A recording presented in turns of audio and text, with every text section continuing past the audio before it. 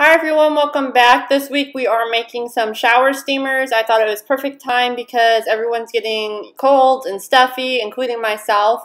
So I'm going to be adding essential oils because I want this to have essential oil aroma when the shower steamers melt. So I'm adding the little bit that I have left of my lavender, and I'm going to combine it with the eucalyptus oil, and I'm just going ahead and measuring out 0.75 ounces of essential oils. If you're using something else, you want to make sure that you're using the right usage rates for them. This is not something that's going to be put on the skin, so you don't have to be, I don't want to say it like as careful, but like as precise. You still don't want to use more than you should though, just because it is not good for your skin if it does happen to get on there. So again, this is just going to help when the shower steamers burst. It's going to give it a little extra fragrance besides the menthol sort of fragrance that comes off. The next part I'm doing is I'm taking 91% rubbing alcohol to dissolve the menthol crystals in. You can use oils if you want to warm up oils and use oils instead.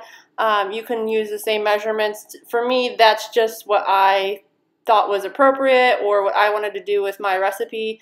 So I thought rubbing alcohol would be the way to go because when you're making these, you need something to kind of do like the liquid binding agent anyway, and I don't want to add extra oil because then it gets slippery in the tub, and also you usually have to use polysorbate 80 so it's not like sticking to the side of your tubs or causing people to fall. Since this is going to be just put down on the shower floor, I thought it would be best to just use rubbing alcohol. Next, we are going to add the crystals, and we're just going to go ahead and measure them out. They are so gorgeous and beautiful. I love the way they look. This is the first time I'm really using them for a project like this, but you do want to wear gloves because the crystals can combine with water that is in the air or oxygen, and it can kind of irritate your skin. So just be careful. Like I said, you want to wear gloves when you're using them. Now for the rest of the recipe, we are just using ingredients that I have around the house, starting with baking soda. It is one of the binding agents. It's also going to, not a binding agent, I don't know why I said that. It's one of the, I don't know. It's going to make the bath bomb hard. It's going to react with the citric acid and make the bubbling and fizzing part of the, I almost said bath bomb. What is this called? The shower steamer. It's very similar to making bath bombs. So if you do have a recipe like bath bombs, you could almost do that. You just have to figure out the proper usage rate for the menthol crystals and the essential oils. I am going to be using cornstarch today because I wanted to do a recipe that most people would have the products readily available or can go to the supermarket. If you want to make them a little bit fancier, you can also use white kaolin clay. That will make the bath or the shower steamers much harder and more solid. Or you can like split it, if you want to save some cost or something. But I am just using the cornstarch because it's what I have in my pantry, and like I said, it's cheaper, it's available, and I am just making these for family and friends. I have no plan of selling these things. I went ahead and mixed those two ingredients together and made sure I got out all the clumps, and now I'm adding a colorant. I originally bought these off Amazon for melt and pour soap, but unfortunately the color doesn't hold that well and it kind of bleeds, so I don't use them for my melt and pour. I use them for my bath bombs and stuff like that on occasion. They are cheap and expensive. I think I paid somewhere between like $10 and $20 for these. They are fairly easy to mix in, but you will see sometimes you just get like clumpy spots. You kind of just go ahead and spray it in and then mix it in with your hands. The color when you're mixing it is a little bit duller than when you add the liquid portion, and then it gets a little bit darker. The good thing about these colors are they don't stain the tub. They don't do anything like that, so you definitely can use them for the tub and not have to worry about it, not have to add polysorbate 80 unless you want to. You, again, don't have to even do this step at all. This is just something that I wanted to do. You can add micas if you wanted or other colorants, or just leave them white because they look nice white as well. I just thought with the eucalyptus it would look pretty in like a turquoise color.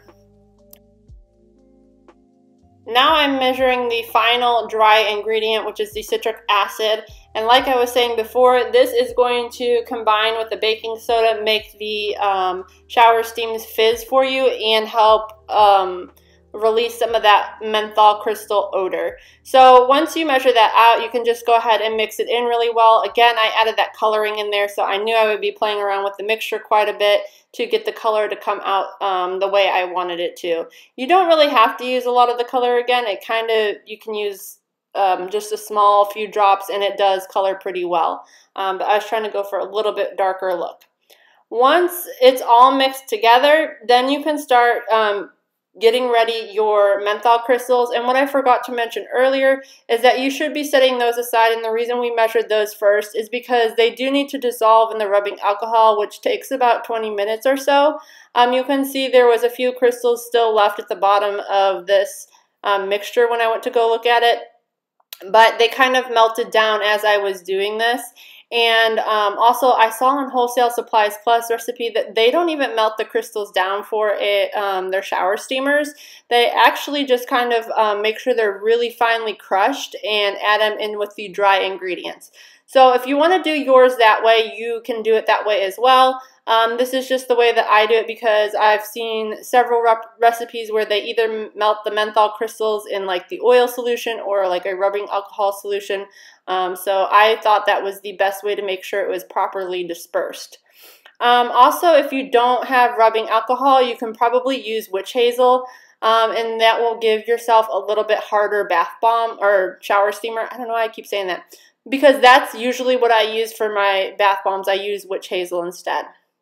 So I'm using this sort of leaf design mold. This is a hard mold. I got this from Wholesale Supply Plus in like a mystery box. I've never used it, but it is perfect for making bath bombs, shower steamers, that sort of thing. I don't do it a lot, so that's why I haven't used it. It's hard to get soap out of and stuff like that because this is a hard mold, but it's, again, perfect for this. I'm also going to be using my silicone mold in a minute here, which you can do as well, or you can use a cookie thing. I have that, but I just didn't feel like getting that out. So this one is my silicone mold. It's very, very flexible.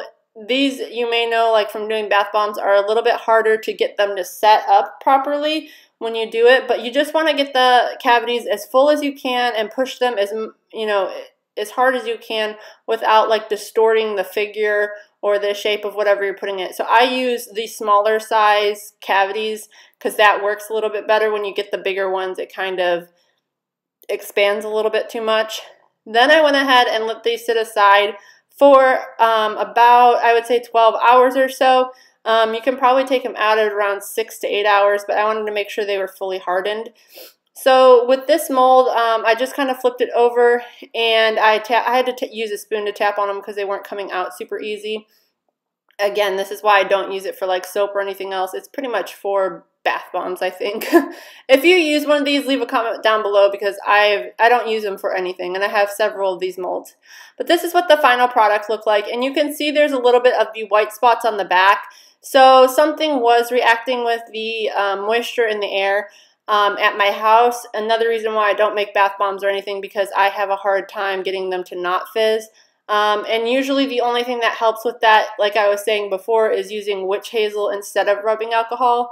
Or you can do like a 50-50 rubbing alcohol witch hazel mixture. I do that a lot too, and it does make them much harder. So if you're looking for a really hard product, that is good too.